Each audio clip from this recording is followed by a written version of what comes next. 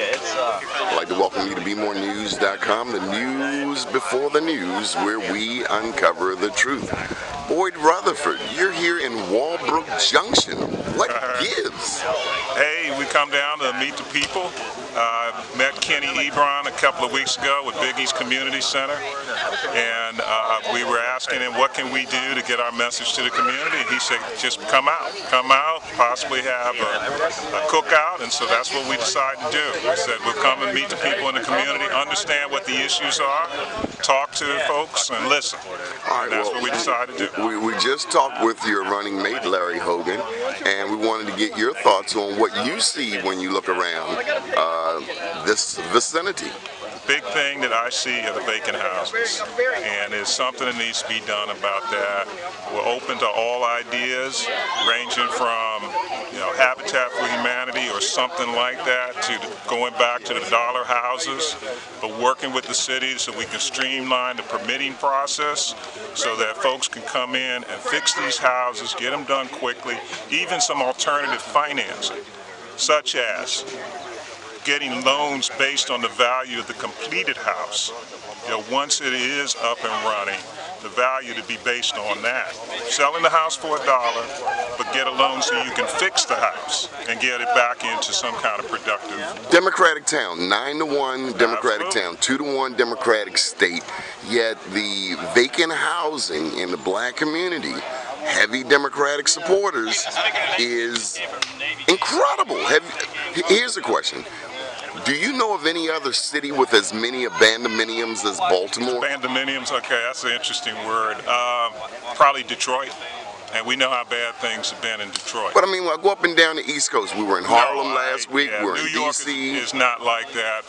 Philly is not like that. D.C. is definitely not like that. I mean, it's lost money, isn't it? It's lost money. Yeah, it's out of the tax base. I mean, the taxes, the property taxes is what supports the schools. And so if you have these vacant houses, they're not paying property taxes, particularly if it's, you can't find the owners, or if the city owns it, or whatever the case may be. You're not getting property taxes for that. So we want to put it back into productive use. That way the city can generate money for itself, for its schools, for its city services, for the streets like these streets here. Everything can't be gambling. Yeah.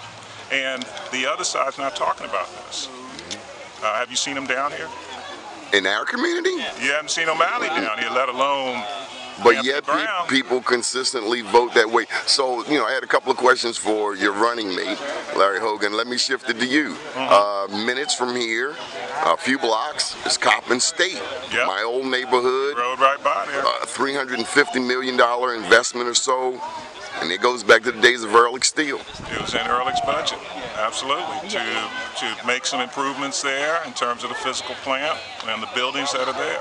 Did you see the huge buildings? Yeah, and I saw construction going on. And Still that going on?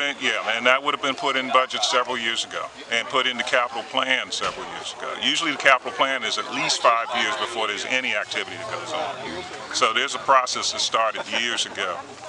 The nation is watching Ferguson right now. National March. Any thoughts on Ferguson?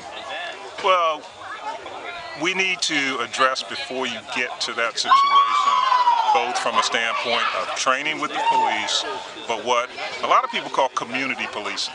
In the old days, you had officers who walked the beat, and they knew the people in the community, they knew the issues, they knew who was good and who was bad, and they could go and talk to the neighbors. And so it wasn't like you had two sides against each other. One patrolling around as if they are, kind of keeping the neighborhood in check, and the other is suspicious. So, what we need to do is make sure that cities like Baltimore or whatever towns in Maryland, that we get back to some of that community policing. I got to ask you about my favorite topic, business. Oh, well, that's what Larry and I are running on. And Larry started Change Maryland 3.5 years ago, I guess it was, because he was pointing out how the brown and his friends down in Annapolis were running businesses out of the state. And and let me just say one thing when it relates to minority business. Have you thought about the healthcare exchange? The fact that they didn't go through the procurement laws? Every procurement law. And no one said anything. Yeah, and every procurement law in the state has an MBE requirement. Oh, no MBEs on that website. Right. So why? The first one. What was the reason? So you got $200+ million.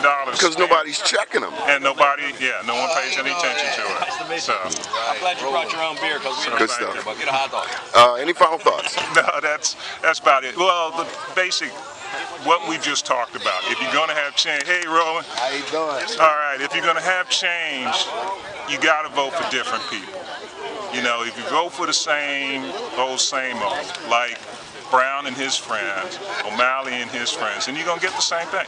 No one's going to do anything about the vacant houses or economic development in the city or addressing community policing. No one's going to, because they don't have to, because they've been doing it the same way and they've been getting the votes. So unless people want improvement, they need to vote for Hogan and Rutherford. Good deal. We appreciate your time, Mr. Boyd Rutherford. Keep watching BeMoreNews.com, the news before the news, where we uncover the truth. Thank you.